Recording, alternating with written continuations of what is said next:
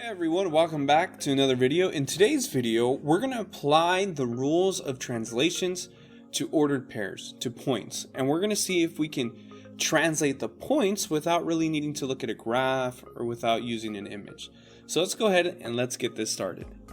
Here we have a translation, okay, and the instructions say, for exercises 15 through 17, give the coordinates of the image. So basically, can you translate this image without being given a graph?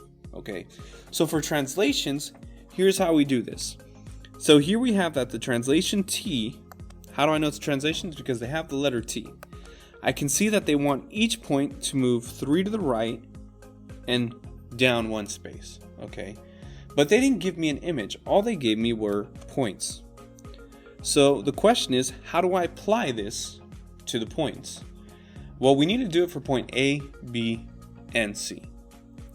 And what we do is this number right here is going to affect all my x values. So it's going to affect the 5 in A, the -1 in B, and the 6 in C.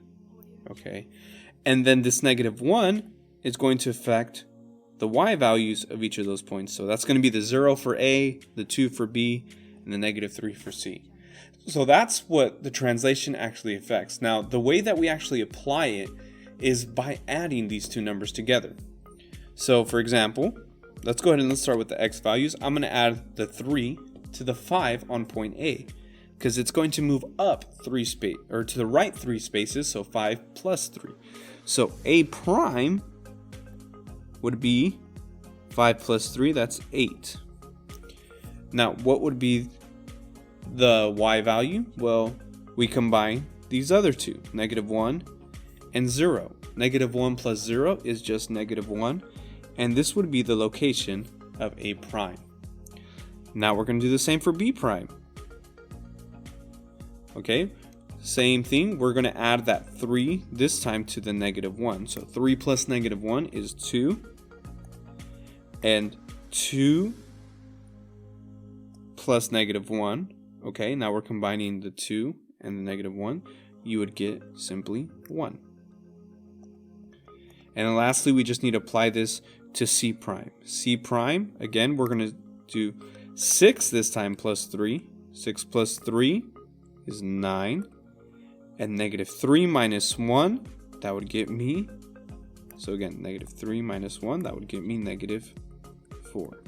And these are the new points that I would get if I would perform this translation on this triangle. Okay, I could graph this and verify this as well if I wanted to. You can do it at home if you feel like it. But this is essentially what you'd end up seeing is that triangle ABC would be moved to the right 3 spaces, down 1 space. Okay, so now let's go ahead and let's look at another one.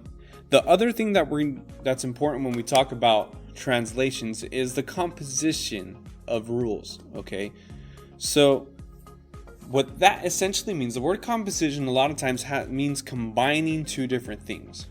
So what if I have two separate rules written? Okay, if I have two different types of translations, you can actually combine those, all right, into one.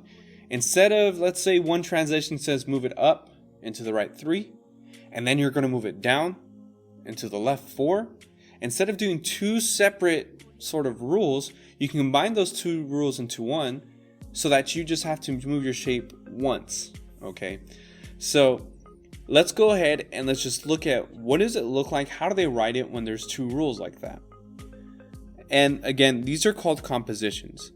So when you write a composition, you're combining two rules so that you can just perform one movement instead of two separate ones. So here it says for exercises 21 and 24, write each composition of translations as one translation. So here we have two, we need to combine these into one. Okay, because this is essentially telling me to move my shape down 3 spaces to the right 3 spaces. To the left 3 spaces, up 3 spaces. I got those confused right there. We got to be careful. See, even sometimes I can mess up with that sometimes. This right here tells me to move my shape to the left 2 spaces, up 4 spaces. Okay, so how do we combine these two is a real question. Well, the way that we combine them is, again, similar to how we apply this to points. We sort of add the two together. So -3 plus negative 2. If I were to add those, okay, my new translation,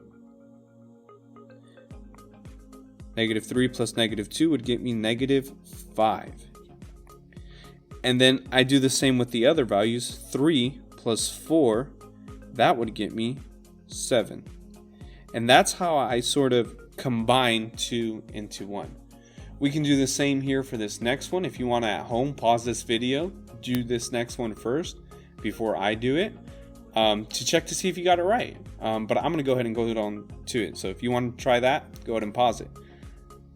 What I'm going to do is I'm going to go ahead and same thing as the last one. We're going to combine these two, negative 4 and 3. If I add those two together, I will get negative 1, comma. Then I have a negative 3 plus 1. Combining those two, negative 3 plus 1, you get negative 2. Okay, and then I can apply these to points. I can do multiple things with these. I can actually graph an image and move it. All right, this one would mean I am moving a total of negative 5 spaces. So I'm moving 5 spaces to the left, 7 spaces upwards. Here I'm saying that I'm going to move to the left 1 space, down 2 spaces. So instead of giving 2 sets of instructions on how to move a shape or an image, we give 1. All right, and this allows the process to go a little faster. So hopefully now you feel like you could probably perform some of these translations. You can write the rules, you can apply the rules, and then you can even take 2 composition sort of translations and make them into one new single translation. Okay, and that pretty much sums it up for translations. If you missed that last video on how we actually move an image and how we graph it and how we write rules, definitely check that one out. But if not, stay tuned for the next transformation. We've already covered reflections, we've covered rotations. Stay tuned for rotations, okay? And as always, just want to thank you for watching, and I hope you guys continue to learn.